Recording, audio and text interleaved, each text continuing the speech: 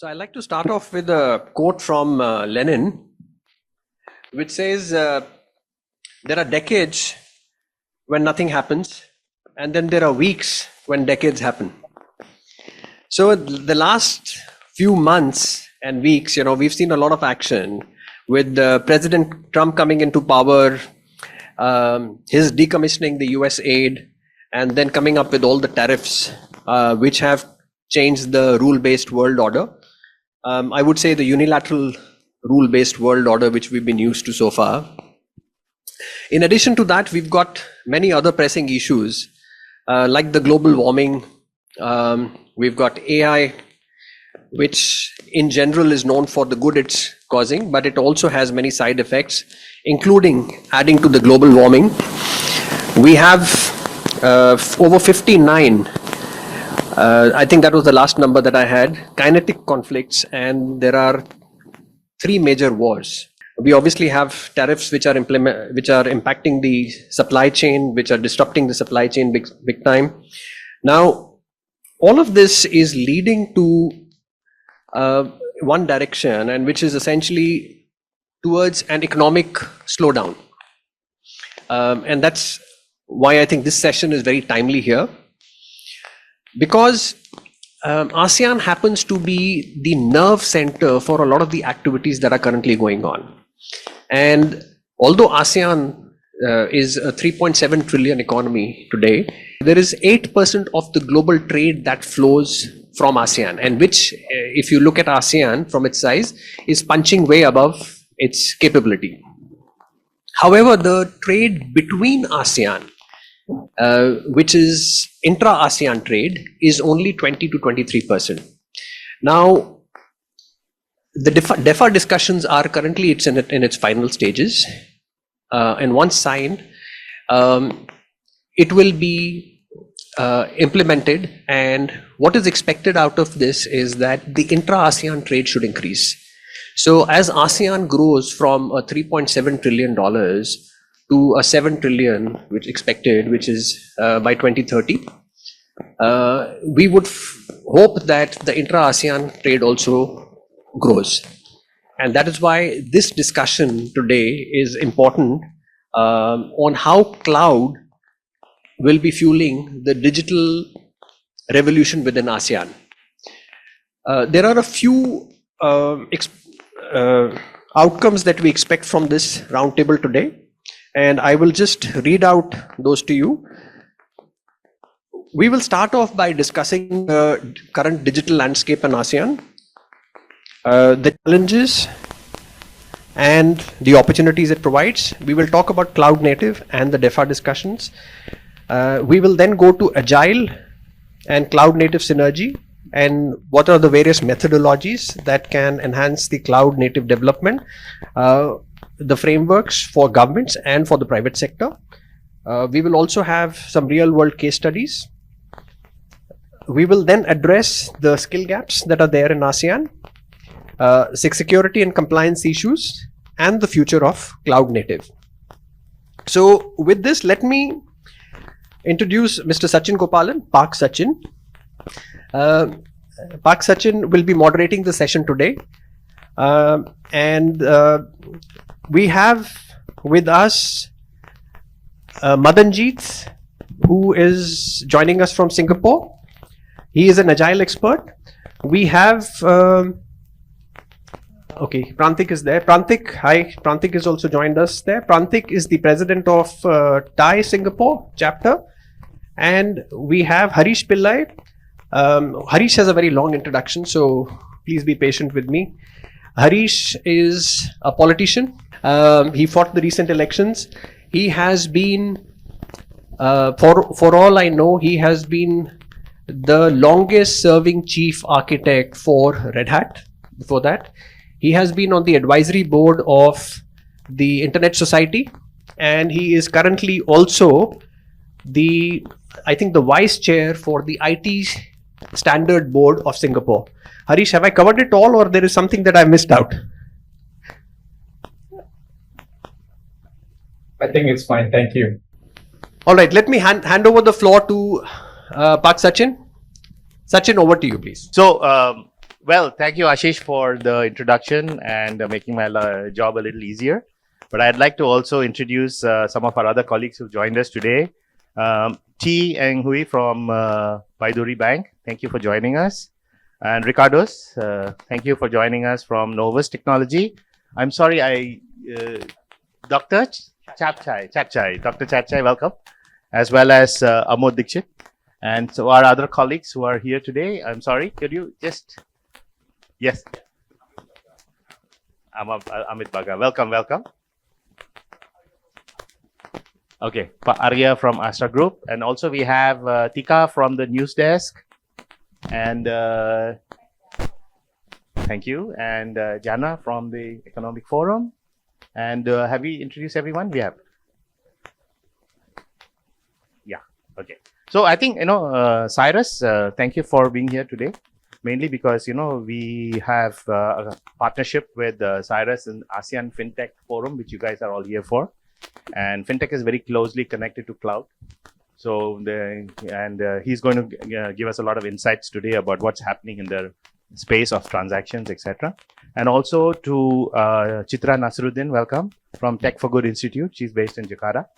And when we start discussing here today about the various issues that we have tabled, I want to give you a little bit of a background on what do we expect from the discussion today. So first of all, I think I don't have a quote from Lenin, but I do have a quote which I made up, which is that I think this is the only business where you can do well only if your head is in the clouds. So you need to be really dedicated to the idea of cloud and the way cloud can be applied, because it's really something that has dramatically changed in the last 5 years, or I could say even the last 1 year. This dramatic change in the application of cloud and the way cloud is reinventing business. And we are now seeing cloud being a basic infrastructure, like you have roads, like you have electricity, like you have so many other services. It's become in the space of public infrastructure, actually, though it is still run by private institutions and large companies. However, the space in which cloud operates is, back in the day, we used to have internet access, remember? And that was a very basic thing. Today, cloud has become very basic. So I think the outcomes that we want today is not to actually talk about what everybody knows, because to be honest, everybody kind of knows what's happening in cloud.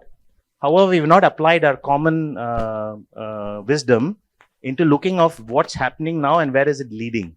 I think we really need to understand a little bit more about what opportunities are not being used now. What are the pain points which will come in the way of where cloud should be 2 years from now, 3 years from now, so that what we discuss here today is useful to somebody, right? If you're looking for information about what is cloud and what are we doing, it's there on YouTube, it's there everywhere. I don't think that's the real value, because you can just Google it and you can find that information, or you can chat GPT it and find that. What really adds value is the collective wisdom that you all bring to the table, which will give us probably a few new ideas, a few new frontiers for where cloud should go, or a few answers or solutions to challenges being faced. And I think therein lies the value of the discussion we have today, because what we discuss today is going to be out as a white paper, and it's going to be reached out to key people in the industry who can then follow it up to some kind of a conclusion.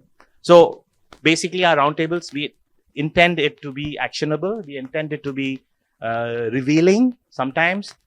Even if there are things which are controversial, you may say it, because we follow Chatham House rules. So we would be able to delete attribution of what is being said to the person and still convey it. And unless you are happy for the attribution to be made, in which case we'll check with you before we put out the thing. But it kind of gives you a fair amount of a framework to be open with your discussions, and as well as be, providing hard facts to look at and hard solutions to be implemented. Okay, so that's just a little bit of the ground rules. I would like to actually jump into the conversation. Again, the style here is, it's not monologue style. We would like to have a topic kicked off into a discussion in the room. And as soon as that is done, we would be able to,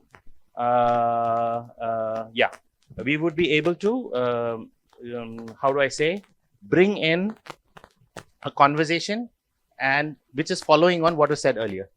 Okay.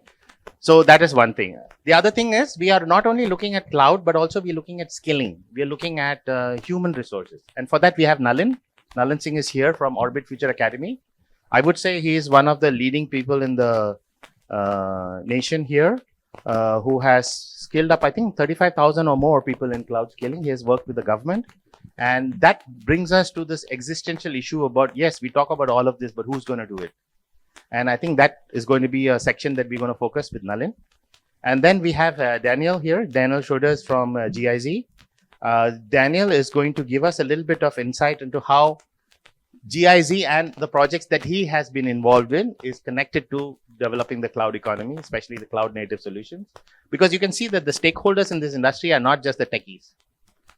Today, cloud has stakeholders from across the platform. We have government. Unfortunately, we don't have somebody from the government today, but we have a wide range of various kinds of stakeholders who are all interested in the same thing.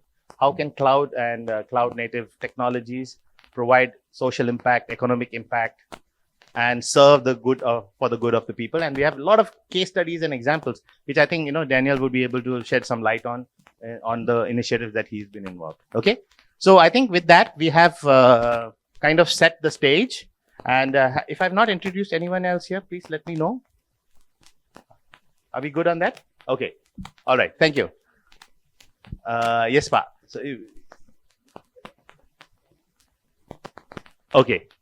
Welcome, Pa Benny from Zurich Insurance, and also Fahmi from the team of Ashish, who has helped put together this program. Thank you. Okay. I think we can get started now. And I believe that we have to talk to Madanjit Singh to get started off, because he's in a different time zone and a few hours more and then he'll fade into that time zone. So I think we should get started with Madan because he's in the US. Am I right, Madan? Over to you. So thank you very much. I really appreciate you and Ashish putting this together. I also believe that what you said makes a lot of sense, particularly around the training needs. I wanted to kind of do a little bit of a step back. Whether you are a government or you're a public undertaking or you're an enterprise, there is a need for us to be able to think through on a framework basis what we want to do under the conversation about cloud or DEFA. But it's very important to use a structured approach. That is the first one. I have seen many people starting with a lot of enthusiasm, and that doesn't take them very well. And there's a disappointment because that particular process was not followed. Think about it like a recipe or a cookbook. You can't do it on the fly. You have to do it in a process. That is the first one. The second one is that the leadership definitely needs to be directly involved. Why? Why the leadership is so important? Because in the holy triangle of process, technology, and people, the people issue is the most difficult one. If that is not responded to by the endorsement from the government or the leadership in this case, then it will be a half-hearted attempt. Those are some of the things I wanted to put out. And obviously, this conversation is going to be very lively. So I'm going to be taking it back to Sachin to be able to articulate it, because he and I have had the opportunity of talking about it once before a couple of weeks back. Back to you, Sachin. Okay, thank you, Madan. And actually, back to you. I'm going to start with the discussion about, how do we see cloud being a game changer for the ASEAN region? Because ASEAN being a collective of 10 nations, which are not actually homogeneous at all, right? It's a completely different mixed bag of tricks in terms of how ASEAN is constituted. And do you see cloud technologies or cloud native applications, etc., playing a game changer role, or do you think it's just a basic infrastructure that's nothing different from anything else? So I believe that cloud represents a very interesting application of technology, whether it's infrastructure, provisioning, pay as you go, etc., especially for our economies across ASEAN, which are trying to jumpstart the technology gap, so as to speak. It's a fantastic opportunity. It has to be married along with the training which I've spoken about, leadership mindset and culture, and most importantly is a new way of working. So the new way of working is to be able to apply cloud wherever it is applicable, right? So that is very important. That's why my fellow colleagues on the panel have deep expertise, whether it is Harish or Prantik or Ashish or yourself, which have ability to put the pieces of the puzzle together. If you're asking me, is there a single important infrastructure piece from cloud which can enable our digital economies to flourish? It will be yes. A lot of times AI is hogging a lot of, talk time. Well, I respect that.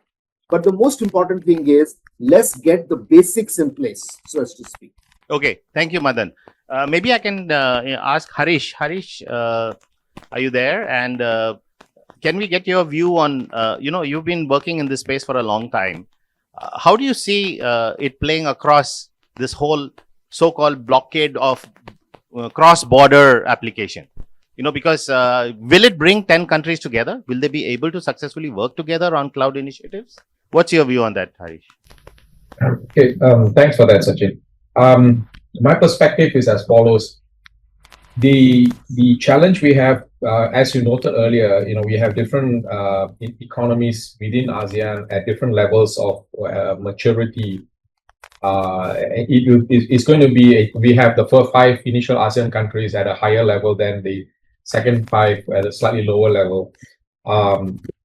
And so what that means is that we need to have a fairly, I wouldn't want to call it unified, but a means for us to be able to say, hey, all of these organizations and countries need to have a common way to move to the cloud in a manner that makes sense to everybody.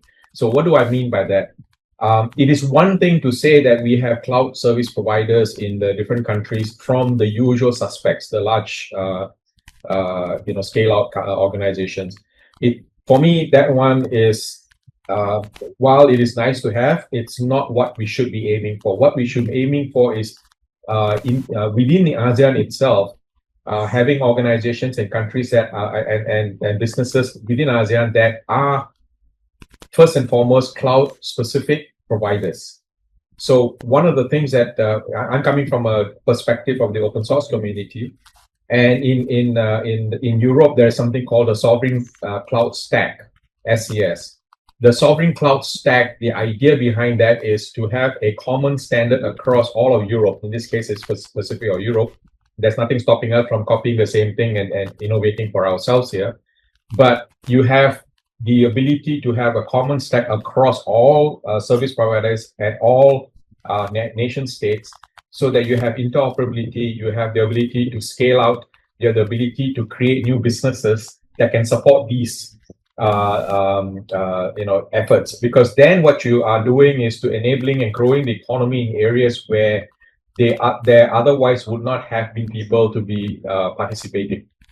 So creating a sovereign cloud stack is, from my perspective, a way to move across different geographies in ASEAN. Plus the fact that these are all standards based. So once you have it based on standards, interoperability becomes a lot easier. It becomes a no-brainer. And then to scale out, it becomes a lot more efficient. Now, the challenge of all of this at the end of the day, it is availability of land, availability of energy resources.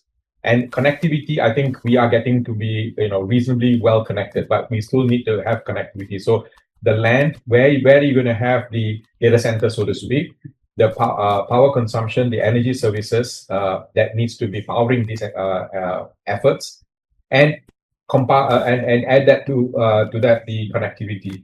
So these are the 3 things, and I think it's eminently doable. But we need to recognize that we have to have sovereignty over it. We need to be able to own it and run it ourselves in ASEAN. Okay, good. I'll pass it back to you. Yeah, thank you. A last, maybe a comment from Prantik, so that we can descend from the clouds into the room after this. Yeah.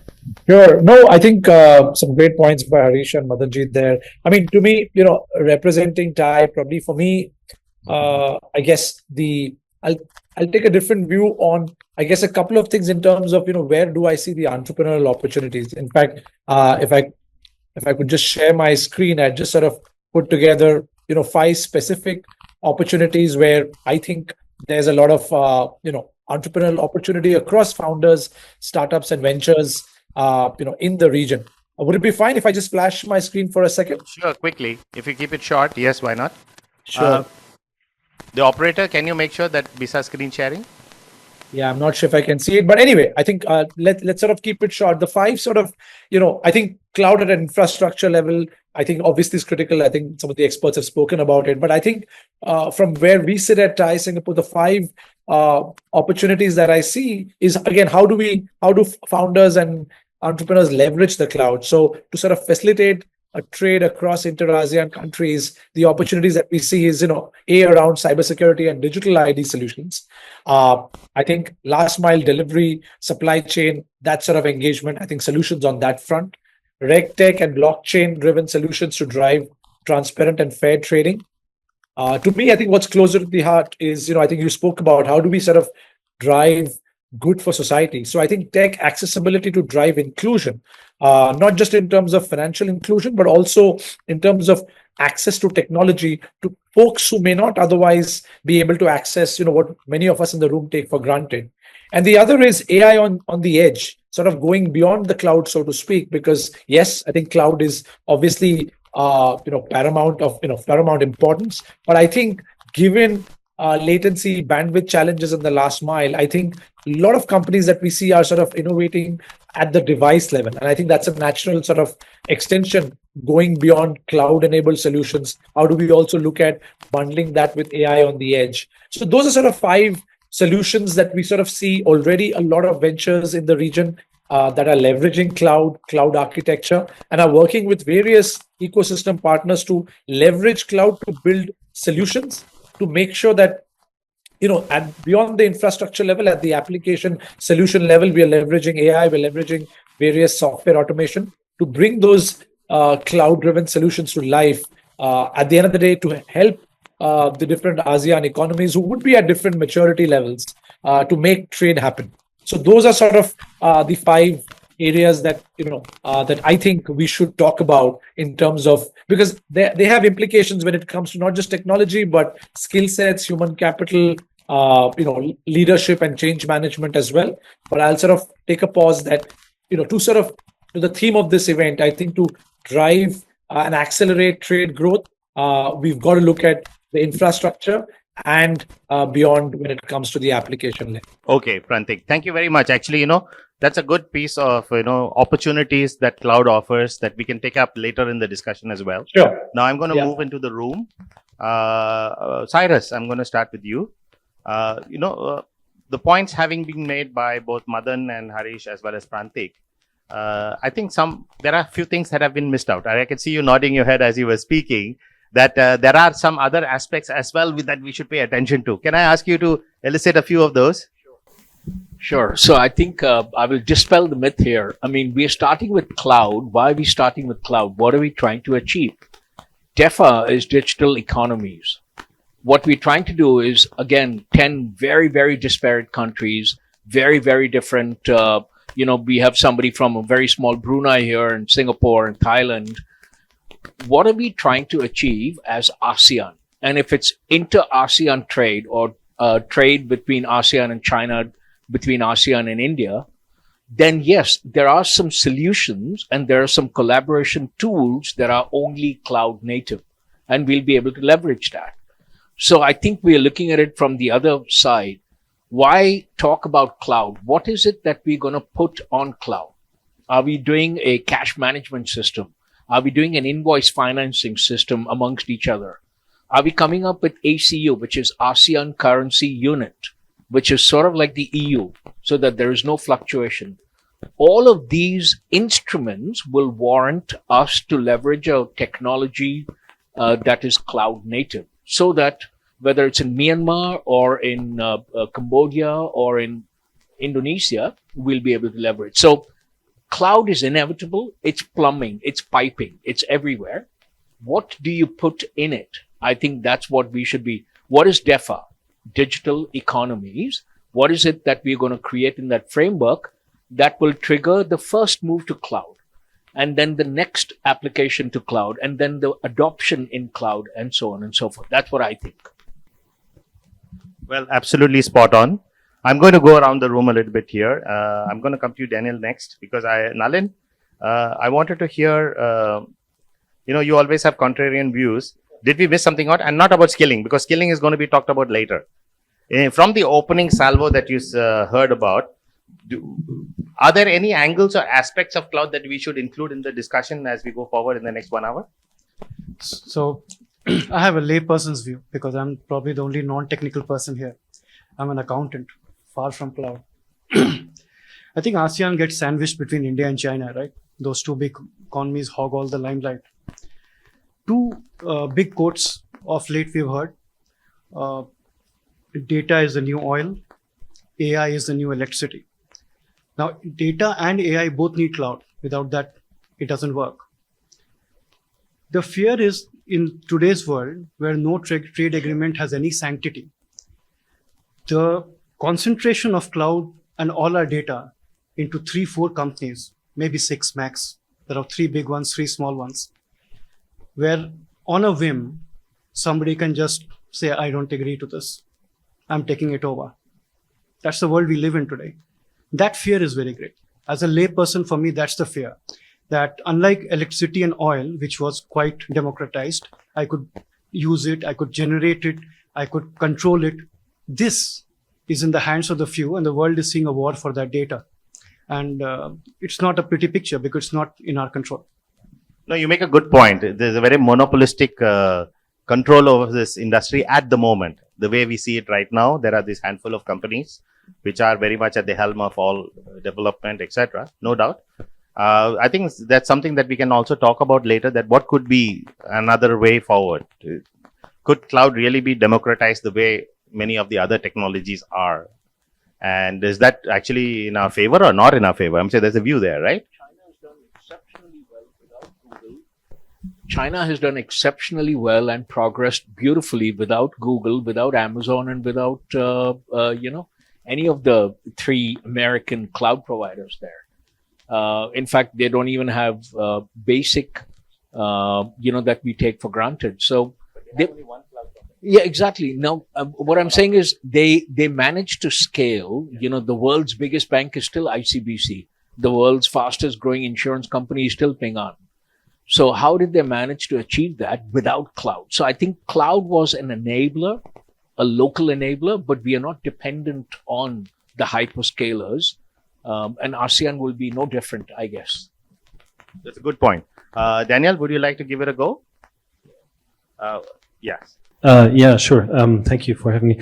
So this is a really interesting conversation so far, and what I sense, what is really important is that we have to make sure that we think about the basics that are the key enabling factors for something that is we calling cloud native.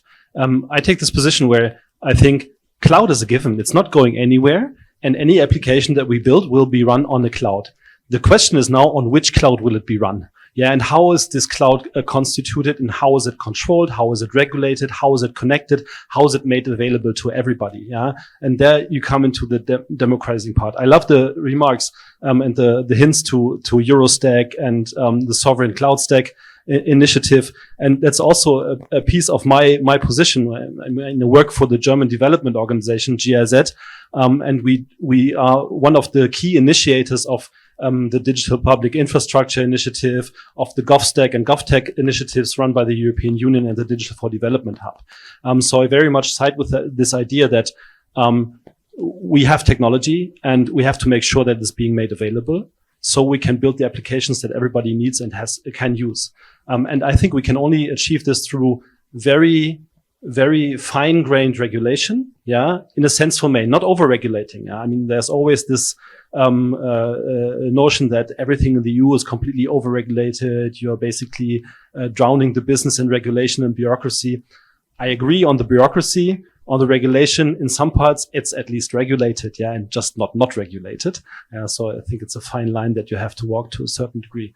But in the essence, I really side with our colleague from Singapore, where you need to have a cloud that is accessible, that has land to grow, that is connected, and that is sovereignly managed by who is running it. And then we come to the connection, and the connection is like in the Eurostack initiative, if you know a bit about Gaia X, which is just a collection of protocols, a collection of pieces of technology which connects clouds into open data spaces. Data stays sovereign, but it can talk to each other. So I think we have to move past this notion of we need cloud or who runs our cloud. I think we have to be smart about how do we connect these pieces of data and make sure that it's being run by somebody who we can also rely on and who doesn't basically switches off access on a whim, which we just heard about I think the International Court of Justice, who got their Azure account shut down by Microsoft due to regulations or due to what we call sanctions by the US government. That's a problem, yeah. So how do we make sure that this stays sovereign? And I think sovereignty and data sovereignty is the key piece, centerpiece, and everything must follow. Thank you, Daniel. In fact, the two key points that you made, Harish also opened with that. Interoperability should be high and standards should be followed. Then it becomes easy to integrate these pieces of the puzzle together. So I'm going to go right now to Chitraj. Chitra from Tech for Good Institute. Firstly, would you just like to comment on some of the things that were said, and did we miss something? Please feel free to add. First of all, thank you so much, Mr. Sachin, and thank you everyone for having us, Tech for Good Institute. I think what have been mentioned in this past 15 minutes are so enriching, and I feel like I just need to add some, perspective coming from a think tank or non-profit organization like Tech for Good Institute. It's really great to hear about key enablers, solutions on what are the things that we need to do to drive a cloud implementation in Southeast Asia. But also, I think it's also good to acknowledge some of the overarching problems or issues also faced by other digital enablers for digital transformation in Southeast Asia, such as I think Mr. Harris already mentioned it earlier about the varying level of maturity among these countries, but also I think it's good to understand that in terms of infrastructure, there are still like 30% of the population in the region have not been able to get the access of the internet, which is like the basic, fundamental of having all of this digital advancement.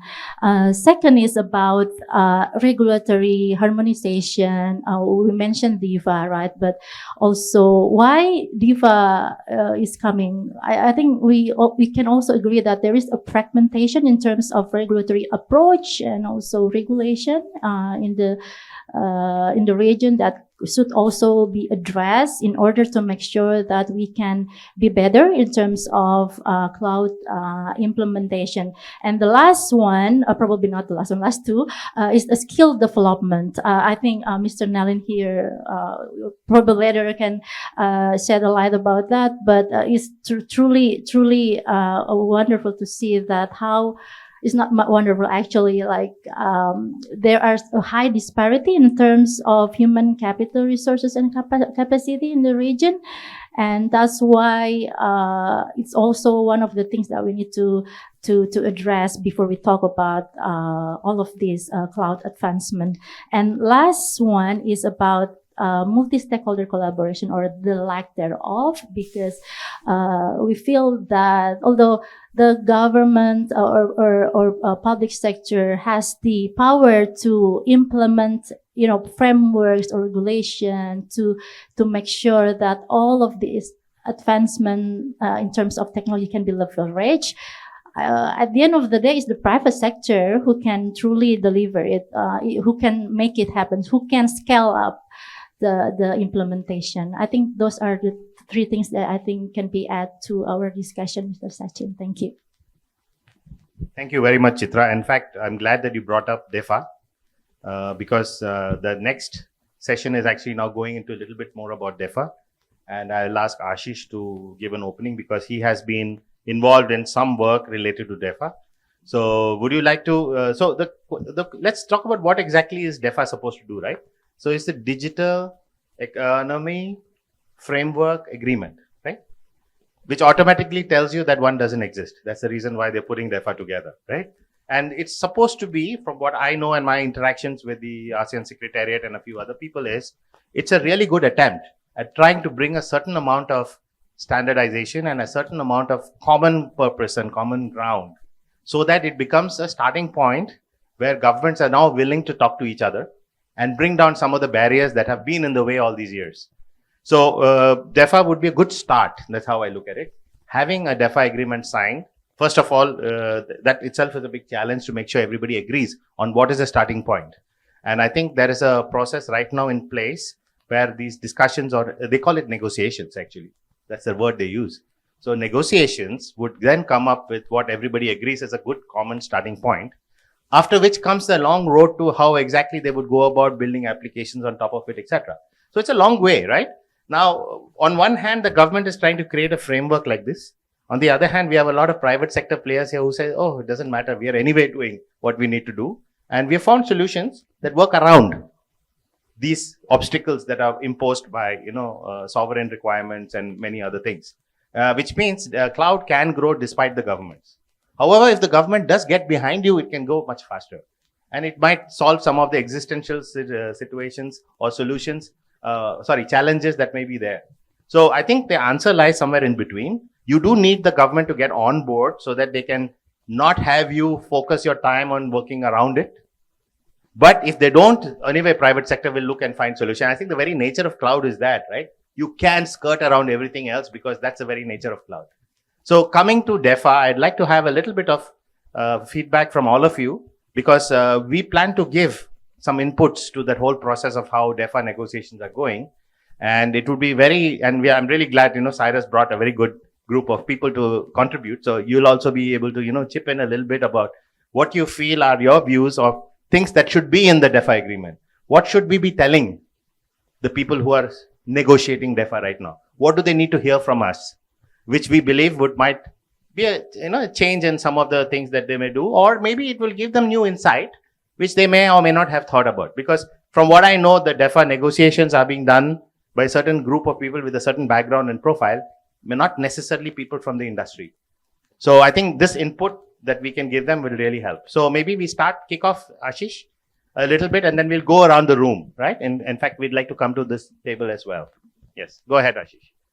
So what next after DEFA? My question is, DEFA happens fine. If DEFA is signed, good. So was ATIGA. The ASEAN trade in goods, right? Till today, ATIGA has not been invoked. I mean, this is as much as I understand. So even if we sign DEFA, is it going to be ever invoked? Will the governments be in a position to invoke it? That's the question. The real difference would be if you have something that sits on DEFA, that will make the difference. So what does it take you to increase from 20% or a 23% cross-border or intra-ASEAN trade today to let's say 40% or a 50%. So their reliance on the rest of the world is lesser, but the trade within ASEAN. And that is where I think the question of creating probably a digital public infrastructure which helps you become a real-time single economy matters. And it's not that it's not been done. It has been done earlier. If you take an example of ONDC in India, the way it was created, something similar on those lines would be more relevant for ASEAN. Now, there are challenges and there are opportunities. For the challenges, what I like to do is I like to bring in somebody who's an authority, who understands this. And there is nobody better than Harish, who's joined us today. Harish, if I can throw that question at you today, that if we were to look at building a digital public infrastructure post-DEFA, what would be some of the challenges that we would have to face? And how do we look at overcoming those from a policy perspective? Over to you, Harish. If I can just give some comments, which would be like an input to what we would be able to tell DEFA. in that context. Okay. Thank you, Ashish. I think one of the things you have first and foremost, because again, as you mentioned earlier, I am the deputy chair for the IT Standards Committee here in Singapore, and we do have a standard for data centers in Singapore called SS 564, Singapore Standard 564. 564 is all about green data centers, and we need that standard because you need to be able to deploy, and from an energy consumption perspective, and issues around managing a data center in a green manner. We created that standard a few years ago, and it is now available for anybody to implement and comply to. Why do you need to do that? Because we essentially, most of ASEAN live in a tropical environment. So being in a tropical environment, what that means, we need to make sure that our data centers are running at a higher temperature than otherwise. It is the nature of the game. So the green data center helps us to achieve some of those goals from an efficiency and a power utilization perspective. That's the first part there. Now, that then brings us the opportunity to do the digital infrastructure that we need to make sure this functions.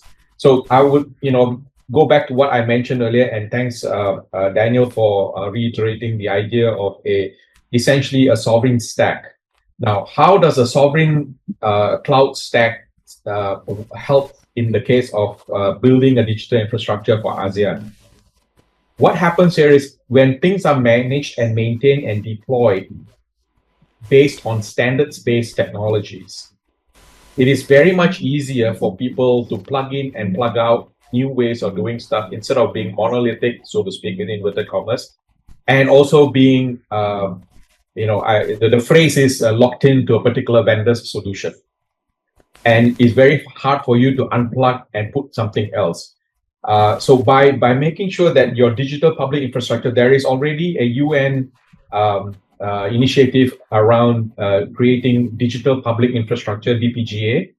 That allows you to do is to recognize a certain critical technology. In fact, it is an ongoing list of critical technologies that needs to be in the public good. It may be commercially driven projects and products, but it has to be in the public good so that people anywhere in the world can adopt it and make it good for them, for their use cases. So because, again, ASEAN being primarily in the tropics, we have issues about making sure that our data centers are run as efficiently as possible because of our heat considerations. There is a direct link to climate change and all that, right? So I would say that my primary takeaway for this, for anybody to go away from, is make sure that you comply to standards that make your data centers sufficiently green. So I would propose that have a look at the Singapore Standard 564. It's called Green Data Centers, SS 564. And to also look at sovereign stack as a means for us to start. I would love to see the sovereign stack having a mention or a chapter, let alone a paragraph in the DEFA final agreement, because that will then open up opportunities for people to consider, we need to look at sovereign cloud solutions. And what does that mean? And we have some working examples in the European context, which is actually very useful for us to take the lessons learned and see what needs to happen. Again, the key thing we have to again go back to is we live in the tropics. Being in the tropics, we have slightly different considerations as to someone who lives and works and have to deploy solutions in colder climates. So we need to tackle these two things at one go, and we have already done some work in Singapore, for that matter, with the standards making from a data center perspective. I hope that helps, and I'm happy to take questions as we go along. Sure. Thank you, Harish. Is anybody would like to take a go at it? Or Cyrus, I want to actually your view on DEFA. Give us some inputs on what do you think you would like to see DEFA address. Sure. I'd just like to point out a Professor Lum has joined us from NTU as well, and he's quite an authority himself in AI. Well, I think very simple. We've got a couple of private sectors here, as I said. I guess he's saying, come and join us. Don't be shy. Yeah. And DEFA really needs to solve a certain problem. Amongst us, we have one of the fastest growing insurance companies. We have the fastest growing payments companies. We have the fastest growing project management and planning companies. These are all cloud native. And as you said, they have already been in ASEAN. What a digital economy framework will do is enable the inter-ASEAN ability to either sell goods, buy goods, transact a little easier, do payments a lot easier, have movement of people a lot easier, do financial inclusion a lot easier, and cloud or that sovereign stack will protect. So whether you're dealing in Myanmar, whether you're dealing with Indonesia, whether you're dealing in Singapore, it doesn't matter if you're mature or not mature. A framework will give you that certain amount of protection. That's what DEFA should be doing. Start with the basics on trade, payment, flow of goods, insurance, financial inclusion, and then automatically trade flourishes. And there is this parameter, security. That's what DEFA should be, a parameter. Thank you. That's some good points. Chitra, would you like to add from here? Yeah, go ahead, Ahmed. Just to add what Prantik and Cyrus had said on this, the challenges that we are facing now, if you are going with the multi-market type of or a multi-country type of business offering, then the main challenge that we face today is data residency issue.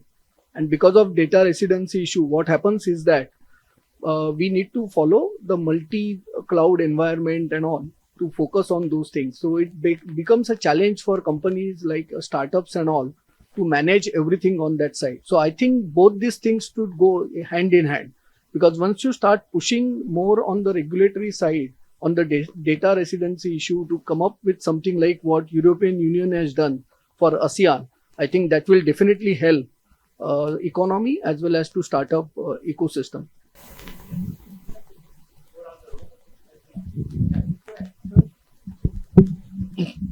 All right. Thank you so much. And I think I have another perspective as well. When just taking back to what we discussed before about cloud native before jumping to DEFA, I think we talk about intra-ASEAN, right? But somehow, just like we discussed earlier, there are some disparity differences in each country, right? So then the question is, for example, talking about startups, certainly they know about cloud and they leverage cloud a lot, including large organizations. But what about SMEs? What about MSMEs that they actually try to, do their business and they don't have capability around this type of cloud foundation? So the question is around, for each country, in the ASEAN countries, I think we might need to understand about why and how many or how can we reduce that gaps for the SME, MSME to be able to be discuss about the democratization. To be how can we make it more easier for that kind of those who need to be access to the cloud more and more, right? And then and the other things around DeFi as well. I think what Kun Cyrus mentioned earlier about how you want to see what included in the DeFi. I think if I may, it's up ability around cloud computing between each country. That would be the other things that I like to be included as well. And the last point I would like to make is that I feel like right now each country, especially like China, we mentioned China before, and also Thailand, the government also try to, I'm actually not try, but they also develop their own cloud within the country. But the position of that cloud is for the government agencies or government organization to be used.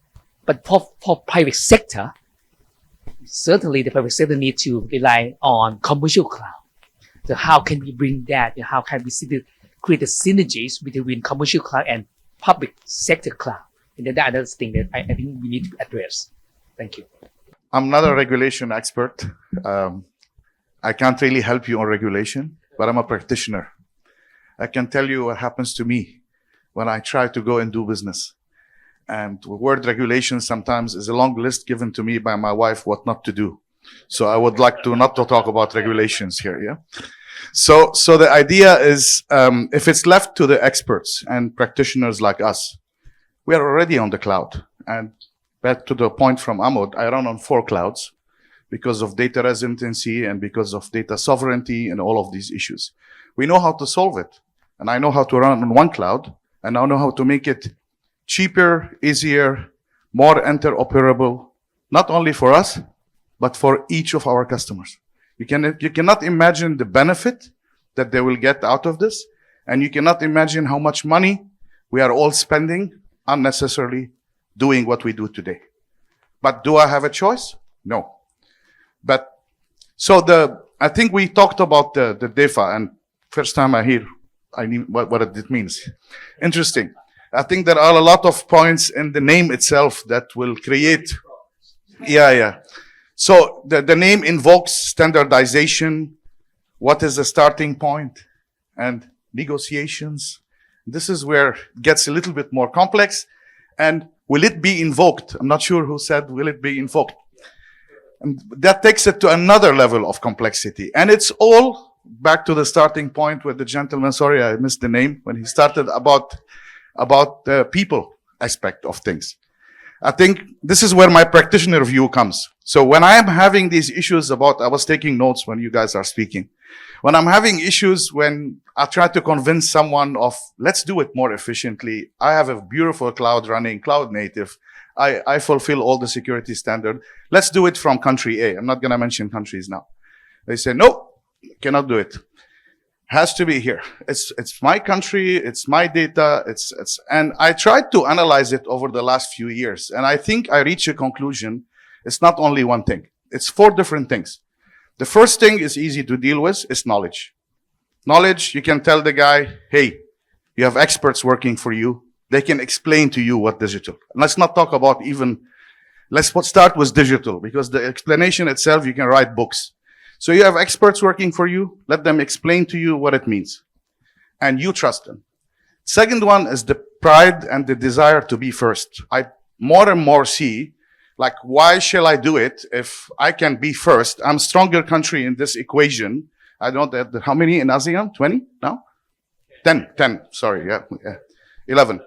So I want to be first. I keep my knowledge for myself. And I think the way to deal with this is get them to be first in terms of leading this initiative. And you will appear as one of the first to coach and lead the other parties. I think that can be solved as well. Anxiousness is a problem. Not on my watch. Fear of losing face. What if it fails? I'm running the country. They will say, okay, on your watch, this happened. I think, Cyrus, you mentioned something. That framework provides a level of protection. I think this is the key word, where the framework itself will protect you that, okay, it's no longer your decision. It's actually something else, something bigger than you that's protecting you when making that decision. But the last one is a bit tricky. The last one is about control. And this is the big countries doing that. 100 million, 200 million, 300 million population say, no, I'm not going to do it. This is my data. This is my economy. And I think, especially for cross-border payments for us and initiatives around payment, it's a huge issue. The big question is AI. Will I lose control? Data is now somewhere else. What do? I think the only solution around this is propaganda, FOMO.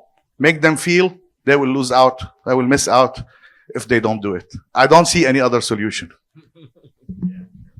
Thank you. That was good. Yeah. Go ahead, Dr. T. Yeah. Okay. Today I learned about DEFA, to be frank. So it's something very new.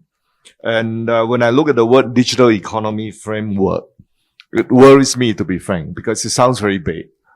And I think learning from what the Association of Banks in ASEAN has been doing on trying to create a ASEAN standard of payment data on the interoperability framework, which has taken years.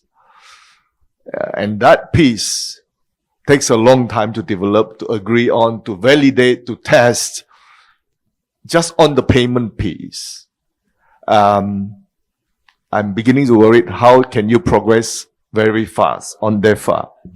Not only that, when we hear about countries trying to do digitization of their trade finance business, it's also taking very long.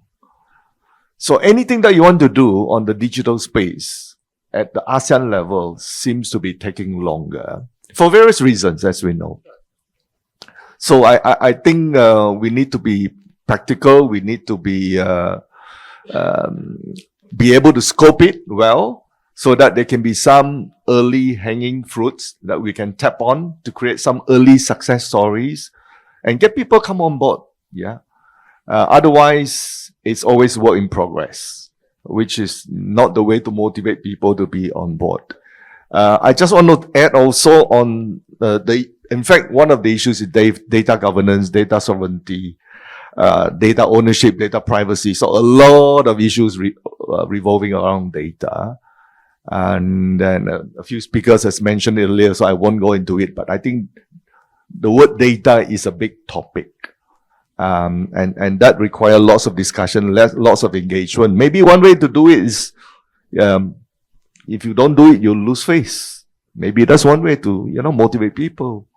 But I want to also mention something which, when it comes to cloud adoption, as we operate in a regulated environment, we need to make sure regulators are on board. Even though I must say that they are a lot more open now following COVID. Pre-COVID, if you go to regulators and say, I want to put something on cloud, they'll probably say, no, it's not the time yet. But I think post-COVID, based on our experience in Brunei, when we talk to regulators, they are more open. And this is why we are, hosting our core banking system in the cloud. And what we found out also is that every services, every solutions that we want to host on the cloud, the regulators are also treating it like outsourcing, which is a pain, to be frank. Everything you want to put on the cloud, they treat it as under outsourcing guidelines. And you need to convince them. It is, of course. But if we want to make it easier, then, and it's something that we need to think of how to convince the regulator to have an outsourcing guideline for cloud, which is more simplified. Also, at the moment, I'm not sure, but maybe I'm wrong, there is no security standards for the kind of banking industry which require very high standards. Something like in the card payment industry, we have the PCI DSS. Is there something similar in the cloud world? I'm not sure. So I can't go to my regulators and say, I'm going to put it in the cloud. That has something similar to PCI. So is there something being developed, look at? I think that will make our life a lot easier. If there's something similar that is on the work, it will help, me especially to go to my regulators.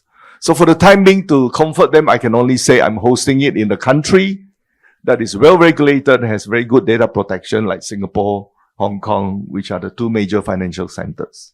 Yeah. So that's my experience. Thank you. Thank you. In fact, we will have a little bit of a what's inside DEFA from Chitra soon. I just wanted to give everybody a chance first, and then we'll come to this side. So now I have to roll back the conversation a little bit because there are some things that come to mind. First of all, I think it's really important that we distinguish between digitalized economy and digital economy. And I mean, it seems so nuanced, but it's really important because if we talk about SMEs that are not participating in the digital economy, after they have been digitized and after they're using cloud, are they now digital economy or not? That is an open discussion, and I don't know if it's clarified in DEFA. I mean, we had a very lengthy discussion with the Ministry of Finance in Indonesia, with Bappenas and with Komdigi, like multi workshops. I don't know, hours of discussions of when is it part of the digital economy and when is it? Just it is food for thought, yeah. If we talk about this because it's not the same. I really want to double down on what our colleague from the Singapore Standards Body is saying, because it's really, really important, I think, also for DEFA, because it's also one of the major opportunities of having a framework. We talked about the difference in countries in ASEAN and how they can become cloud native or digital nations, whatever terminology you choose for them being fully enabled of making use of the digital economy. It must be irrelevant who operates your cloud. And I think that's an opportunity that DEFA gives. So, of course, regulation is complicated because it disallows you from doing certain things. At the same time, I think it can install a level of trust in things that are being operated and run by somebody else who's part of this framework agreement. So if a country is not at the state where it can run its own data center because it doesn't have the power, it doesn't have the land, it doesn't have the standards to run green ecosystems, they can rely on another ASEAN country running their data center, because cloud becomes available as soon as you have connectivity. I mean, very technically, I can use cloud right here, even if I'm not in the data center, because I have connectivity. I'm not running my own cloud. If I would be a country and I would only have 5G network, but no data centers, I could still be cloud native because I'm using a data center that is being operated by a country that's following this framework. And I think that is one of the major opportunities that comes with DEFA. And that's why it's so important to make sure and I just want to double down again, how important it would be if DEFA mentions the idea of having sovereign cloud stacks. The core idea is basically standardization, interoperability between cloud stacks that trust each other. Yeah, irrelevant for demand. What I also want to say is that it's really important to distinguish between what kind of cloud, which cloud are we talking about when we talk about these standards and these sovereign cloud stacks and the regulated cloud. Yeah, it might not be the cloud that SME X or corporate Y is running on. Yeah, it might be for the banks. Yeah, highly regulated territory. I come from the telecommunication area in Europe, highly regulated. Yeah, why don't we do maps? Why don't we do targeted advertising as telco? Because the data we are using is not allowed to be used for these kind of things. Yeah, because we are a telco operator, we are regulated, so we cannot do it. So I think we need to distinguish between, if we do this sovereign stack and these ideas in the framework agreement, these regulations might be relevant for government applications, for digital public infrastructure, in the sense that the Digital Public Infrastructure Alliance is talking. Yeah, because we're talking about digital ID. Digital ID should not be run by a private entity. This is a thing that should be run by a government. And it should be run on a cloud that is secure in regards to the regulation that is these areas are subject to. Yeah, and these regulations might not be relevant for a cloud that is running the e-commerce platform of a bunch of small and medium enterprises. So I think these distinctions are really important when we have this discussion, and also when we give recommendations to DEFA. Okay, thank you. Does is Madan here, or is he off? Madan's left. Okay. Prantik, do you want to add a little bit to this conversation from your side? Sure. No, I think, I think a lot of the points seem to be around how do you sort of make this pragmatic, usable. I think, anything that brings different entities, economies that are on different maturity scales is always hard. To me, I think the only point that I want to add is, I think a lot of people spoke about, the interoperability, the security, what it has to be a public-private partnership. I think to me, the part that really matters is, when I've seen this across India and a few other markets is, I think, especially in projects that are, multivariate, multi-stakeholder led, you need to have pragmatic sandboxes for people and different stakeholders. I think someone rightly spoke about SMEs. I mean, they are massive stakeholders. So I think what's important is, how do we create those sandbox experiments or environments for people to sort of, again, going back to the applications that I spoke about, which to me is massive opportunity, because if ultimately this doesn't benefit the end user, be it SMEs and customers, all of this is, sort of, at least in my eyes, pointless, because if this doesn't drive trade or benefits to people or stakeholders, you can have as much cloud adoption, but it needs to be a means to an end. So to me, I think what I've seen this, be it with MAS in Singapore, or, even you look at the India stack, there were various, or ONDC, as Ashi spoke about. I think what's important is sort of creating those sandbox environment where you invite people from the private sector, you invite stakeholders from the public sector to sort of come together to collaborate and experiment. And then you see what really works.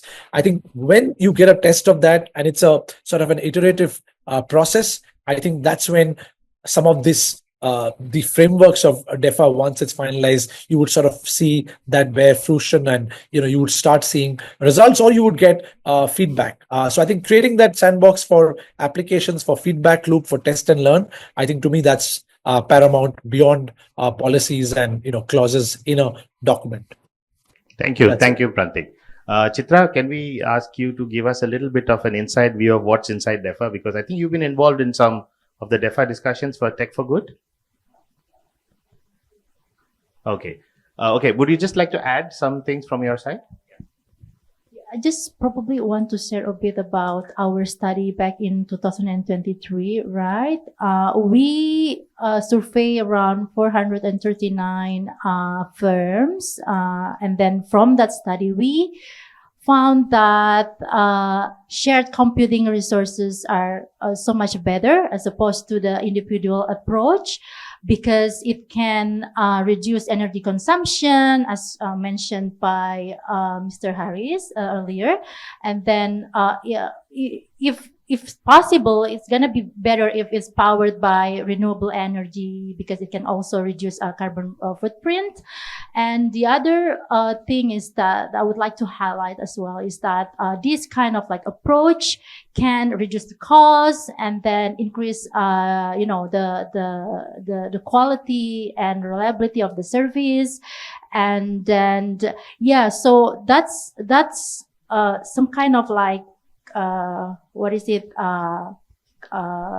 shared computing resources, placing strategically in the center across the region can probably one of the things that can be considered. Another thing is that there is a growing need to focus more on fundamental aspect first. Things like, I think you mentioned earlier also, Mr. Cyrus, about the, payments, digital ID recognition, cybersecurity, all those kind of fundamentals should be built first. And then it's also imperative to have some kind of like monitoring framework to make sure that the purpose of this framework can truly be achieved. So that's probably one of the things that I'd like to share. Anybody from here? Professor Lam, would you like to give us some insight? So we talk about digital economy and fintech and cloud. Of course, the advantage of using cloud is it improve connectivities and accessibility of data and services. But as usual in the information technologies or computing, all the problem result in some technology. Every new technology creates some new problem. So likewise, for cloud, I think the basic issue is always people talk about is cybersecurity and data sovereignty. I think from policy angle, that you would want to know where are the data residing, because there are always those data protection law that require the data to be within the sovereign state. So that's more from the policy angle. But the other related one is the data protection and privacy. That is, if your customer data or your business data are in the cloud, if it's compromised, the scale became massive. So now, bearing this in mind, whenever we look at digital economy, because in Singapore, we operate the Digital Trust Center, which is a national center created by the government, funded by the government, but hosted by our universities to develop technologies that enhance trust in digital economy. That is to encourage people to jump into digital economy. So we've been analyzing this issue. So we always look at concerns, issues from different perspectives. Number one is a national level. talk about the scale of the impact, as well as the data sovereignty. This is usually from the national angle. Then second is the organization level. And when it comes to organization level, it's usually regulatory compliance as well as but mostly whether it's banking or telco or data privacy, is all from angles of regulations. And even when we talk about using AI to or data analytics to automate some of the decision makings, now there's a new issues of whether the AI are biased. Now, especially if you talk about within ASEAN, and it's very diversified with different member states, with different ethnic group, different mainstream religions, and therefore the concept or the notions of ethics, the notions of fairness could be different. So then your AI will need to address that, because otherwise the AI model trained with data from one country may be biased towards certain group. So that is why we also looking at AI safety. One of the issue of AI safety, or people call it responsible AI, is to address this fairness, to prevent countries or organizations who have the advantage of or the first mover advantage of the data and computing power and technologies to train model, and then give the model to other countries to use, but the model will be very skewed towards their own data, their own population. So that's organization level. So there are lots of concerns about this type of issues, and that's why since 2018, the whole world have been talking about responsible use of AI to make sure that the AI decisions are explainable and not biased, and it is ethically deployed or adopted. So that is organization level. That's individuals level. When it comes to individual level, like the end users, the issues or the concerns are usually personal privacy, because when you participate in digital economy, almost all your behavior, all your data, all your activities are captured somewhere in the cloud. And it's so easy to be misused to get analytics results about what have you been doing, who is your best friend, who you had dinner most often with in the last 3 months. So all this can be calculated from the data in the cloud. So personal data protections. So that's number one. Number two is trust. So at the individual level, trust. We've been doing, well, at least I've been doing the security and privacy for many years. And I still remember when we first talked about the electronic banking more than 20 years ago, actually almost 30 years ago, when we designed the first generation of digital electronic banking.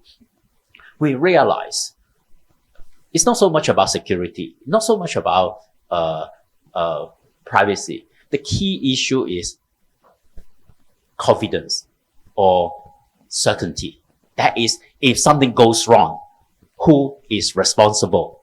No point telling me that your e-banking is very secure, but if something goes wrong, I take responsibility. But I'm okay even if say your banking system is not secure, but if something goes wrong, at least you take all the responsibility. I don't need. So that is the certainty. So certainty will result in trust. And you will trust because you trust it because you know you don't need to take responsibility. And that is when it translates to terms and conditions, what we call this a liability protection. And that's why if you look at all these e-bankings or e-trading or transactions, there are always these terms and conditions that determine the liability. And then when it comes to liability protections, the next thing is who? And to answer this question, the next thing is digital ID. So that's why for so many years we've been working on digital ID, because ultimately we want to be able to determine who in the cyberspace, in the electronic world, will be ultimately responsible. So that is the essence of the main concept behind digital ID. And to make it stronger, I think at least the trend in the last 10, 15 years is to add in the physical aspects. That's why you see nowadays a lot of digital ID is bundled with some biometrics, whether your facial, your fingerprint, or things like that. Yeah. So I don't want to hold too much time, but basically we always look at it from security, privacy, and trust, as well as the AI safety. And we look at it from the angle of national level. And at national level, it's usually about sovereignty as well as the scale of the impact. Because if the scale is big, one problem will bring down the whole economy. And that's why I always tell people, the main difference between privacy and cybersecurity is, for example, medical record. Your medical record is your privacy. But the medical record of the whole population of the country is cybersecurity. Because if it's compromised, then your enemy will do analytics and see what is the best, the most harmful virus to your population, for example. So national level, the scale of the impact as well as data sovereignty. Organization level, more about regulatory compliance and fairness and commercial secret protection. Basically, that's why we talk about when it comes to supply chain automation, one of the biggest concern is whether it's possible to do analytics to guess your inventory level. And once your inventory level can be analyzed, then your pricing strategy can be guessed. And then you will be disadvantaged. So that is another issue. Then individual level is liability protection or certainty and personal protection, personal data protection or privacy. And that usually the mitigating or the approach is to build trusted digital ID. But when it comes to regional, then it becomes more complicated because traditionally, for many years, we've been doing electronic banking, electronic government.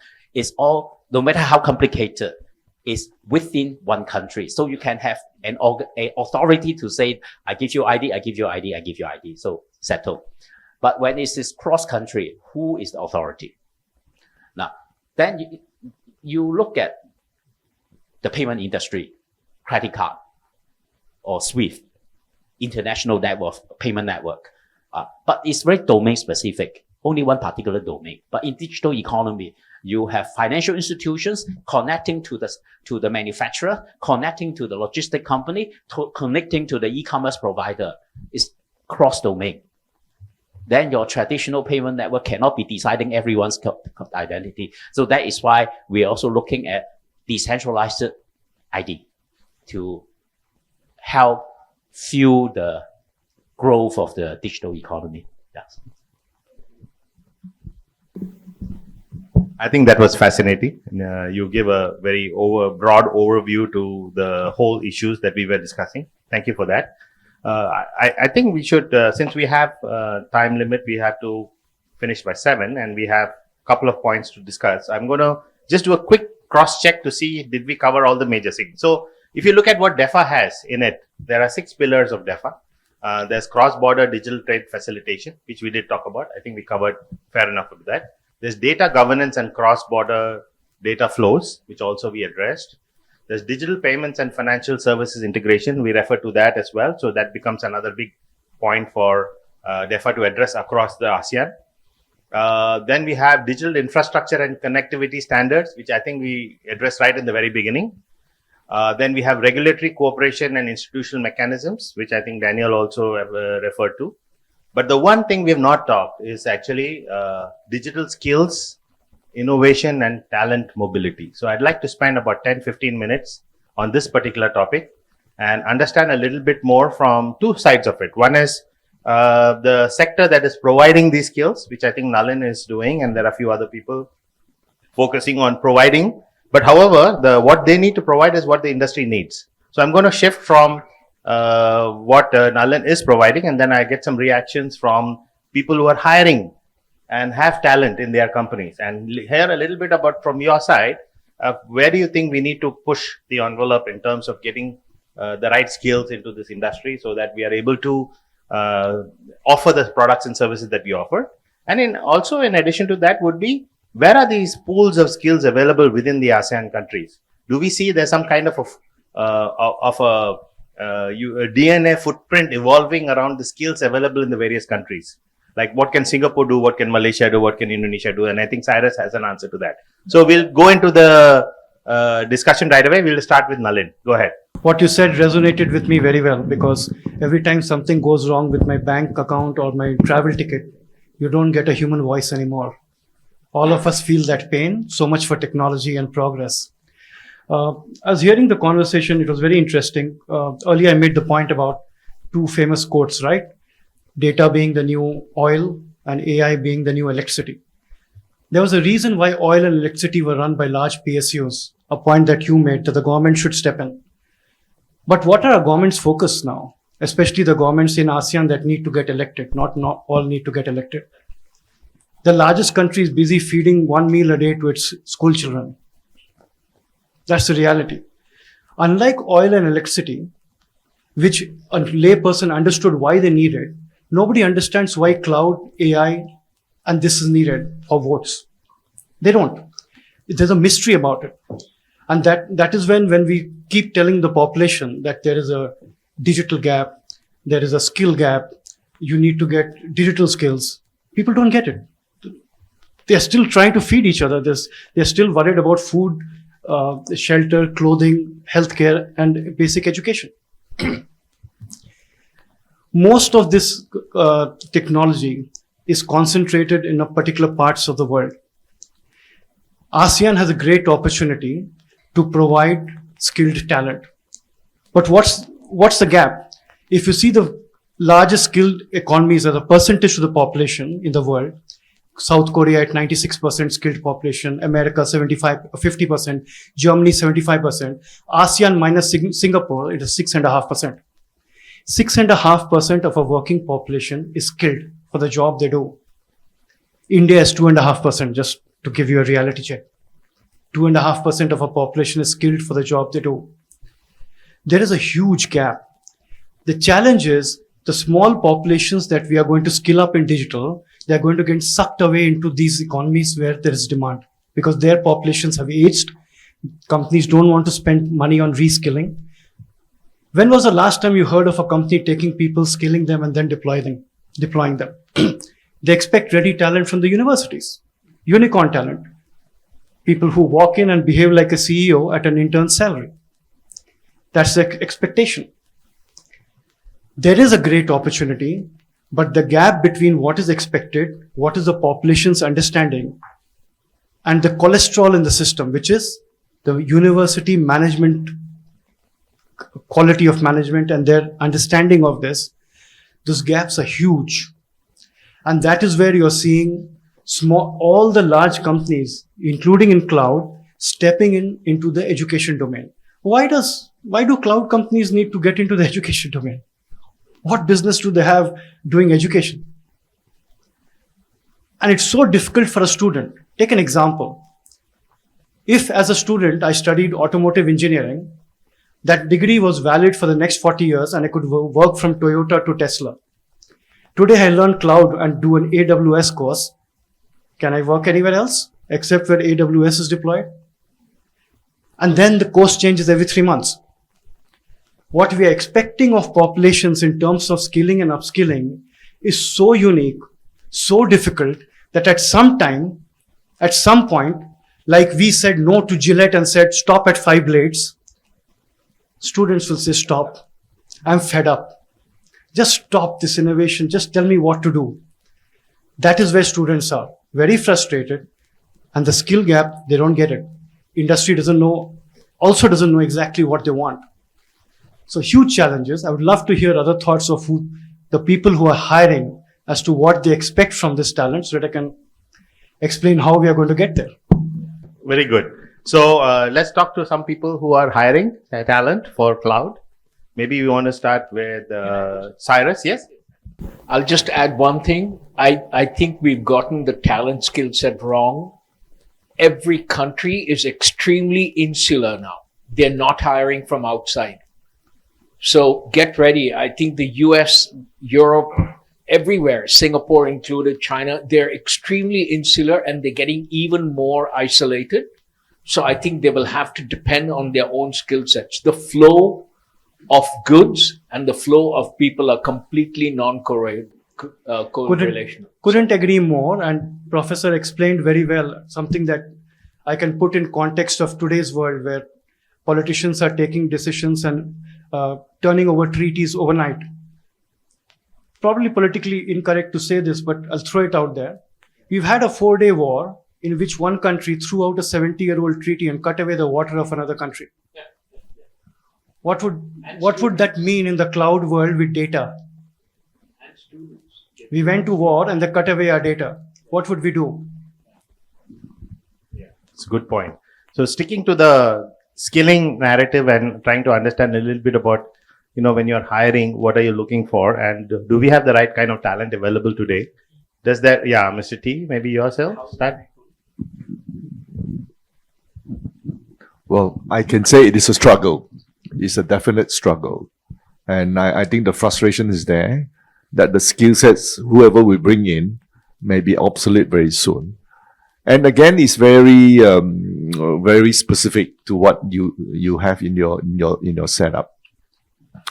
So we tend to rely on external vendors who help us. We don't see a way out. In fact, it's just trying to cope day in, day out. So I don't have a solution, but it's a struggle. Anyone? I'm saying Professor wants to talk. Yeah, I'll come back there. It's because thank you so much, Kun Saraswat, for bringing this up. So I think in my mind, there are two sort of correlated things. Right? The first one is how companies like us try to hire or try to develop our own people. Right? Just like you said earlier, that many companies are also facing this obstacle developing ourselves. So that's why many companies have to rely on external, like consulting firm, for example, or SI, for example, system integrator, for example, right? So, and the other things about that you mentioned earlier about and how can we also bring this and create this synergy within ASEAN country. So, for me, I think right now in country itself, for example, in Thailand, we experiencing our own issue within the country. So just like you said, right? So right now, university seems to be the one that the company expect them to deploy and give the right people to the private sector. But in reality, the curriculum and also the way university develop is not aligned. So that's why when we hire people, we also need to develop. We have to create our own sort of curriculum within the company itself, and we still need to rely on external partners like consulting from SI to help develop that. So, which means in order for us, as an ASEAN country, I think if we can also talk about that in DEFA, then, but again, I'm not sure whether we're going to touch about the the issue within the country or not. That because each country doesn't have the infrastructure or doesn't have the capability to develop that kind of the right skill set yet. But I think at least we can identify some kind of the basic requirements that those who need to get into the cloud native has to have at least this kind of minimum requirement. So then we can use that for each country university ecosystem to deploy that more effectively. Yeah, go ahead. Just to add one point. One is, I think we can think of having a private-public partnership and a shared responsibility in developing this type of talent pool and all in the countries and all. And just would like to make one point. Nalin, the example that you have given, I am not agreeing to that. So let me say it clearly, because if the treaty is done, when it was done is not on the correct terms is not correct. So anyone can do. Anyway, that's a little out of syllabus. That is not the cloud discussion we have. Once cloud has precipitated, it's become water, then that's about that. We're still talking about cloud. Okay. So, actually you did bring up an important point, who would you trust to give you the right skills? Because if industry knows cloud better and universities do not, would you prefer to hire somebody who's gone through a university course or through an industry course? Where would you see that? Naren, you want to answer that because you have some experience in that. See, who would you trust more? So the thing is, it's not about trust. It's about who's going to give me the job. Universities have spent so much money in grabbing that land, putting up a college, etc., etc., etc. This, when you enter entrepreneurship, they tell you that you must first check whether your product is required by the client or not. Then only get into that business. What happens in university? You set it up wherever you get land, you teach whatever you have faculty for, and then you hope and pray and take every student and hope and pray they get a job. That doesn't work now because in this new scenario, people don't get jobs. Information and knowledge that the 3-year, 5-year degree gives, that YouTube and WhatsApp is giving for free. You don't need these campuses, but they already spent so much money on it. They're not going to budge. Most of them are set up and owned by political families and political parties. Industry has stepped into the gap. I think it's going to be a fight. Most of these universities will shut down because students will stop going to them. They'll get fed up. They just won't go there. It's already happening. The enrollment rate in universities in the US, the last time it peaked in 1960. From there, it has just been falling.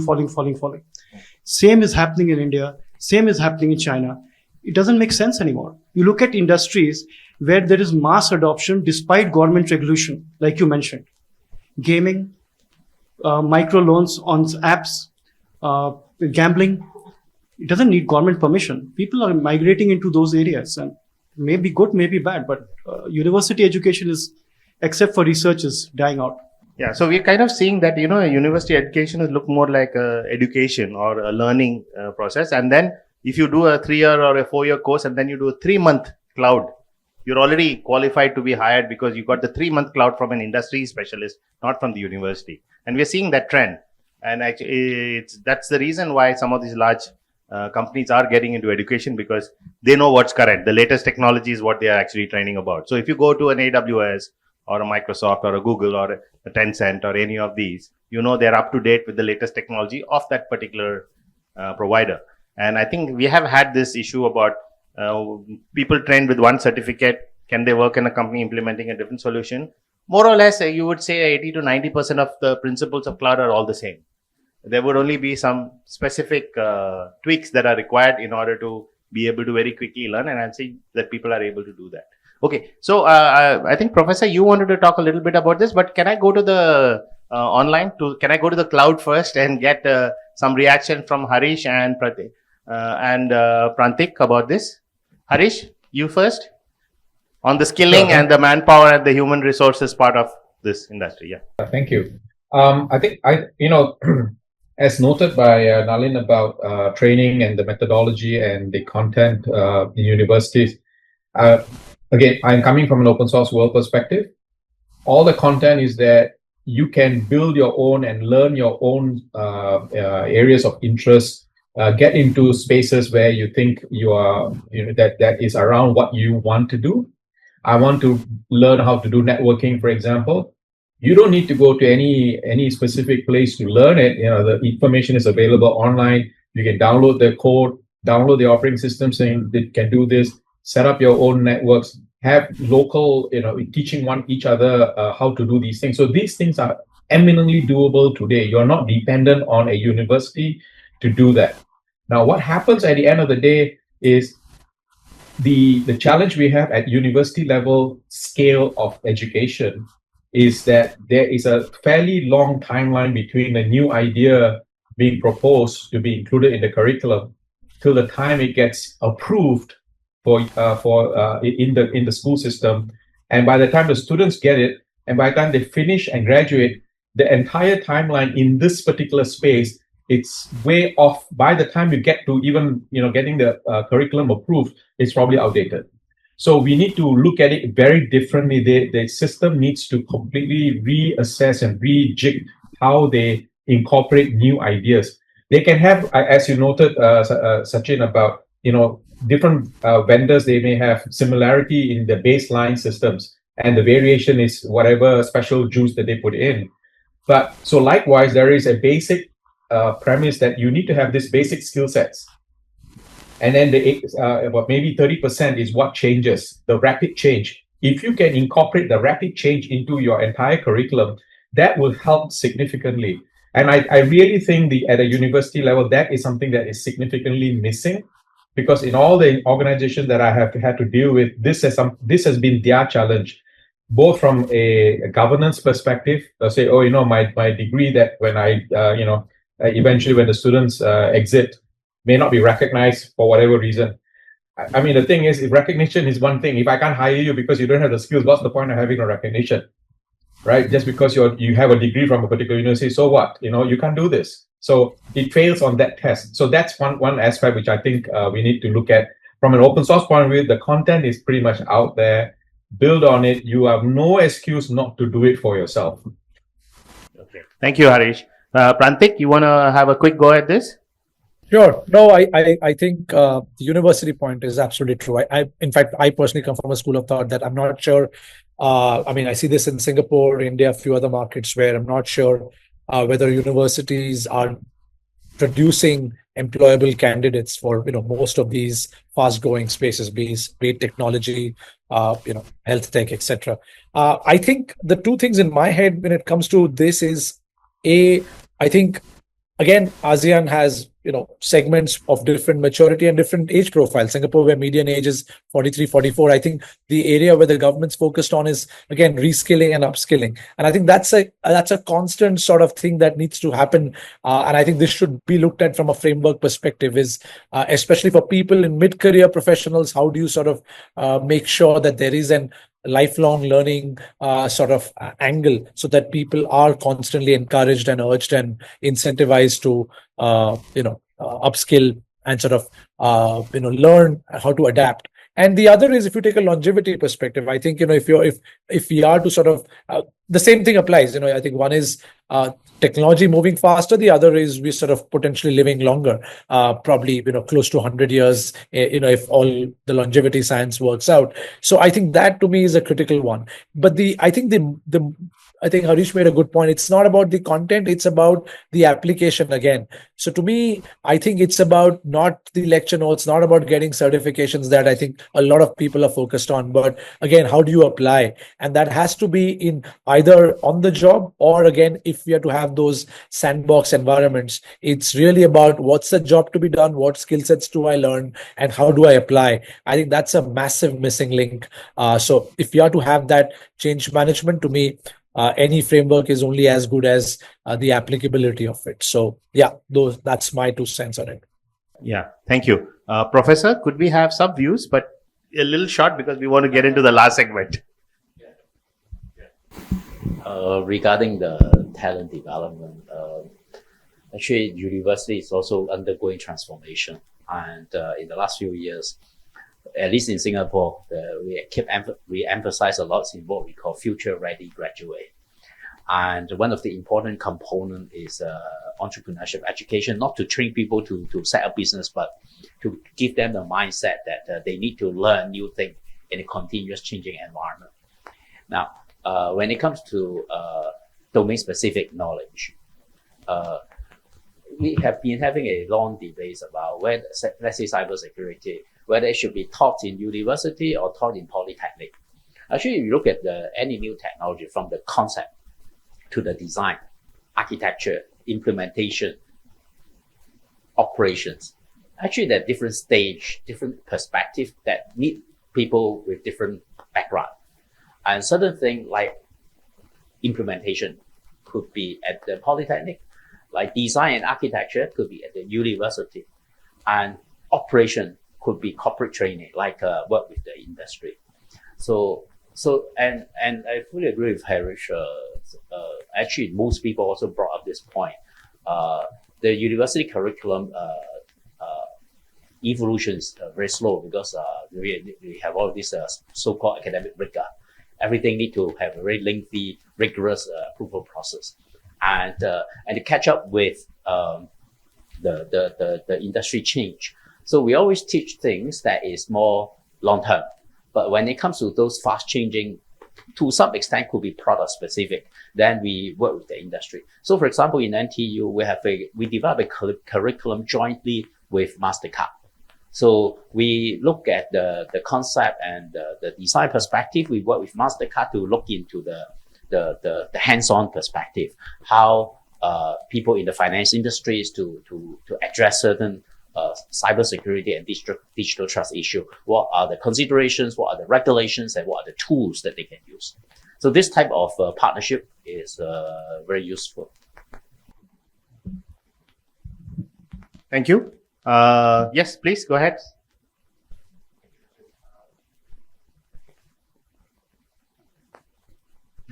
Thank you. Let me just introduce myself.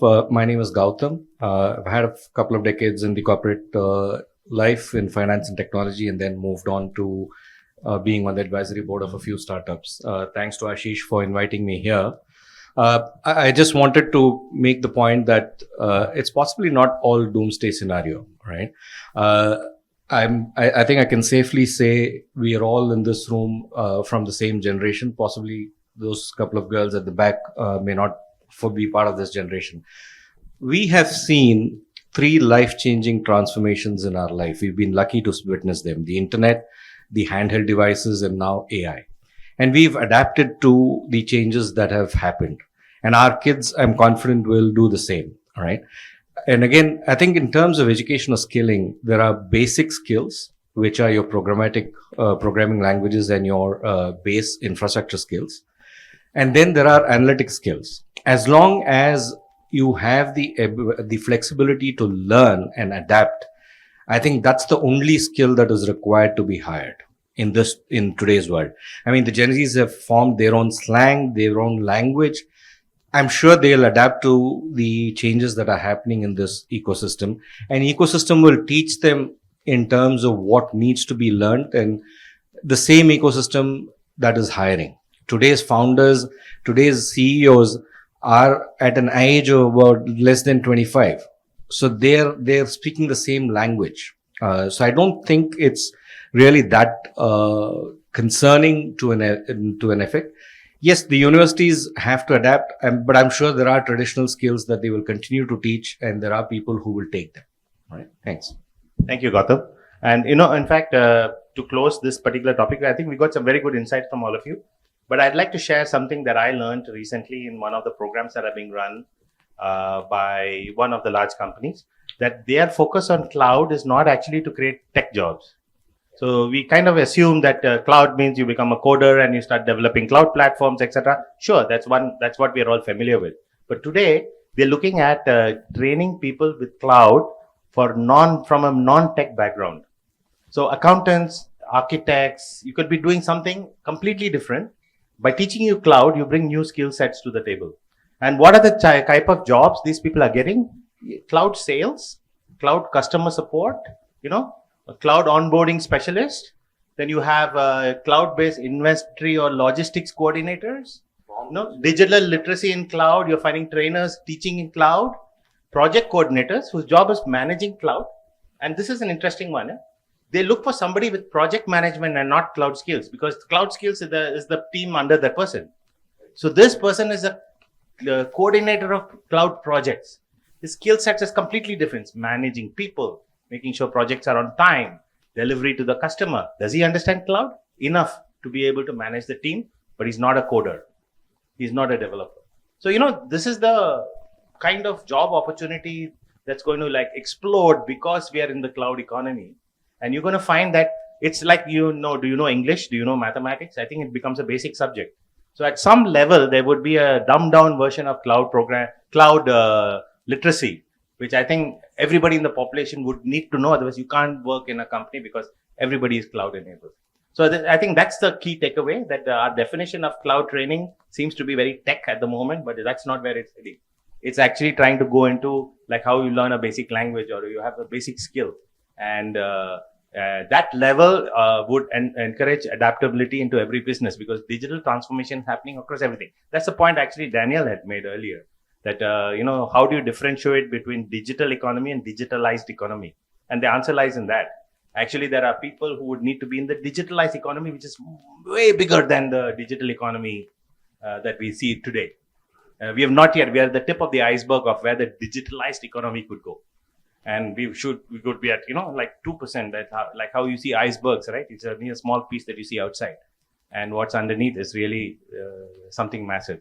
And we have to prepare for that world, because that's where this whole thing is heading. All right. Okay. So I think we're in the very last stage. We have a 5 minute for any questions that you may have to ask each other, not through me. But if anybody wants to pose a question to anybody else in the room here, please keep your answers short if you don't mind. But if there is anything here, a quick raise of hand. Yeah. Go ahead. I'd like to check about DEFA. Who is monitoring the progress of this framework and agreement? And as and when it ends up culminating, who's going to be in charge, so to say? Would it be the ASEAN Secretariat? Would it be a body within that secretariat that would actually help roll out? Actually, if I had an answer to that, why don't you? Yeah. Sorry, I need to. So. The name. Oh, yeah. You even have No. If I'm not mistaken, it is taken care by one of the department under ASEAN Secretariat, ASED, right? So yeah, I've got the names of course, but I cannot say their names here. Yeah. So yeah, that's team. Yeah, ASED. Yeah. So there are, from what I know, a lot of organizations are involved in giving input to that, and that's why the negotiations are taking place. But I think the reason why they're in negotiation stages is because they're trying to solve some of the difficult ones. Because, one of the questions that came to everybody's mind, which we didn't talk about, is you were talking about sovereign stock. But which sovereign? Are you going to have 11 sovereign stacks in ASEAN? Or is there an ASEAN stack? How would they allow an ASEAN stack when there are 11 countries who want to have their own sovereign reasons? There are 100 reasons why they want to have their own stack, right? And is there a basic infrastructure underlying for all of these? Does it follow the India stack? Does it follow the Europe stack? There are so many. If you really look at it, it's all over the place. And I think the point that Professor made was very important, that all these technologies come with a learning, which is AI-based learning, which may not be applicable to the other population. So it's very interesting to see that we're all keen on making sure that what takes over is not biased and is not, because we are actually so today. Today, there's a lot of bias because it's human intelligence, right? It's real intelligence. Now, if we go into artificial intelligence, we have this utopian dream that that's going to be unbiased and that's going to be like fair, etc., which is a big challenge. And I think that's the right thing to aspire for, because you should go towards perfection rather than making it worse than what it already is. And these are real case examples of how AI is tuned to a data set. Because, people spend millions of dollars or billions of dollars in training AI. So whatever you see in your own experience of what you use ChatGPT or if you use any of the other solutions, is that you see that it is geared towards what you have done earlier, and it starts learning what you like to do, and then starts adapting to being your personal assistant, etc. And that's doing it for millions of people at the same time. And what is the collective learning there of AI and how is it applying it to a population set is quite an intimidating, piece of the puzzle that is making all this much more complicated. Okay. So I think, yes, go ahead. Some last closing remarks. Yeah. We have seen some of these initiatives earlier. So in 2002, there was a single currency initiative we started within the ASEAN, and that's the first time I met with Cyrus in that committee. Then there was ASEAN linkage initiative, which I was involved from ITSC Singapore side into that. But I think those initiatives were difficult to implement. Looks like this initiative can be easily done. So if there is a right push from ASEAN Secretariat, then I think we can see the light at the end of the tunnel for this. Well, the good thing is there is willingness. I think the starting point is that they are willing to look at having a DEFA. That itself is a great starting point. So it's not like it's these nations who have agreed to come together and create a framework to work together. So it's a good starting point. They may, because of negotiations, they may agree at having a common starting point with, and then it will slowly evolve as it goes forward. So I'm actually quite optimistic, to be honest. If you really think about all these vast problems that we discussed in the room today, you do need there to be an initiative that brings it all together and at least tries to resolve some of the issues that have been raised. And I think we raised a lot of good issues today. And I think we have enough material to create some really good, input from the industry and the various other stakeholders in sharing it with the team from ASEAN Secretariat. In fact, Ashish is also in touch with them because he has done a few DEFA related roundtables as well in the past. This is your third one, right? Am I not mistaken? This is the third or fourth one on the topic, and those inputs have been created into a white paper which has been shared with the ASEAN Secretariat. Yeah, correct. Secretary selected. Everybody aye. Okay, so if anybody has any last remarks, feel free. We have till 3 minutes more. Yeah, please. Yeah. Yeah, you mentioned about that countries are becoming more insular in terms of probably not countries, but also, companies. But then, we talk about this mismatch between the demand and supply of this, skill and also job, right? But then it makes me a little bit nervous because, like, I just want to very briefly share with you that in Indonesia, in I think Malaysia, Thailand, probably, some countries in this region, right, have quite high number of STEM graduates, right? Like around 20 to 30 something. Probably Singapore is like the highest one.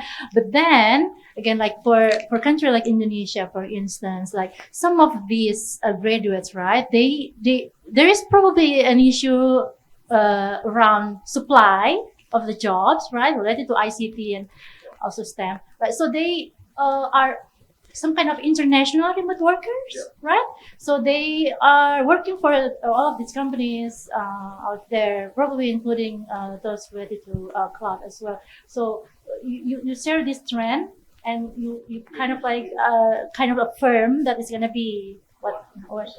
So okay then. I think every country has become insular. Every country is automatically, so every graduate that comes out obviously wants and aspires to go to a richer country. So they all move to Singapore because it pays more. I'd love to be in Germany because it's paying more. Germany and Singapore doesn't want people to come in. That's the flip side, and that is not moving. So every politician, every government, every controlling company has turned around and said there's a quota. So I think countries will have to be self-sustained to create jobs for their people, not just blindly hope that they will be able to move somewhere. And it's already become a reality now. Remote support is different. I mean, Mr. T is in Brunei, 400,000 people. You can't get the experts. Of course, you will bring in. Singapore is now stopping people. Hong Kong doesn't need people. Germany is throwing out people. US is banning people. So that has already begun. I think we have to look at that in a very differentiated way, because what you describe is true, but it's very domain specific. Yeah. So, I mean, if you look at the German labor market, of course, we have an aging problem. That's nothing new. It's a similar situation in South Korea or Japan. Yeah. I mean, South Korea is now entering this phase where they learn that aging population is a significant problem. And I think in the ASEAN region, Singapore is also slowly witnessing this situation. Yeah. So this will happen. Yeah. Japan is like Germany, very similar structures. But what you see is basically that of course, there's a situation with immigration that's all across the place. There's a lot of political things being said about that. But fact is still that there's a lot of job opportunities in Germany for specific domains. Yeah. So there's a big effort by the German government to import skilled workers in the health sector. Yeah. Massive efforts. Yeah.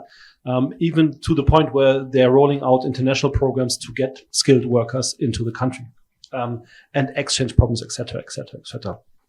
I think what you have to look at is which domain are you talking about? Yeah, and when it comes to technology, it remains the same. We have a high level of basically skilled workers in the digital domain, but still we are actively looking for having people from India coming over to Germany at high level paid jobs, at tech jobs. Yeah, it's not that we don't have these people; we just don't have enough of these. Because coming back to the skilling thing, like who are we skilling in cloud? Whose skills are we changing? And are we moving? Can we even move people to a different value level of their skill set? Because that's what you need to achieve. And if you cannot match that, then you will not be happy with your installation. Yeah. So that's why I think we have to look at the domains for that to be true. Yeah. Okay, great. So we're going to close with a small one sentence from each of you. And the question is, and I call this segment, what's for dinner? Like, for example, if I were to ask you what's for dinner, what would you like to eat? Somebody will say steak, somebody will say apple pie, somebody will say, hamburger. So the question here is, what would you like to see in the world of cloud, of personal interest to you, that would improve or change? Just one word, something. What's for dinner in cloud? Yeah. Mobility. Okay. I don't have one word, but there's something that I wanted to address between Chitra, one word. Cyrus and Daniel. We can come back to you, but it's one word. It's not how to make the dinner, but it is what for dinner. Yeah. Mobility. Mobility. Yeah. I would say inclusivity. Okay. Yeah, inclusivity. Yes. Can we go to this table? Yeah, you have a mic here? Okay, start from here. Yeah, more. I agree with all this, but I would like to add no cooking instructions. One word. Cyber insurance. Cyber insurance. Okay. Yeah, fair enough. It can be anything. Yeah. One thing you would like to see in the world of cloud. Yes. Interoperability. Interoperability. Yes. You'll be surprised. Social skills. Yeah, social skills. Fantastic. Yeah. Cloud security standards. Okay. Interoperability for me. Interoperability. Can we go behind? Yeah, Pa? Cloud security. Oh, cloud security. Okay. Anybody? Yeah. This side. Anyone want to add? You can add. Explore tech innovation. Ah, okay. Yeah.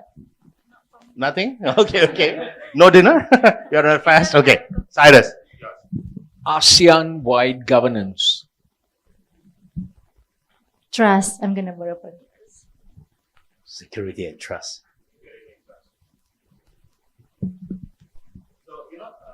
It's very interesting. I'm going there. That's what. It's very interesting what the room here has reacted.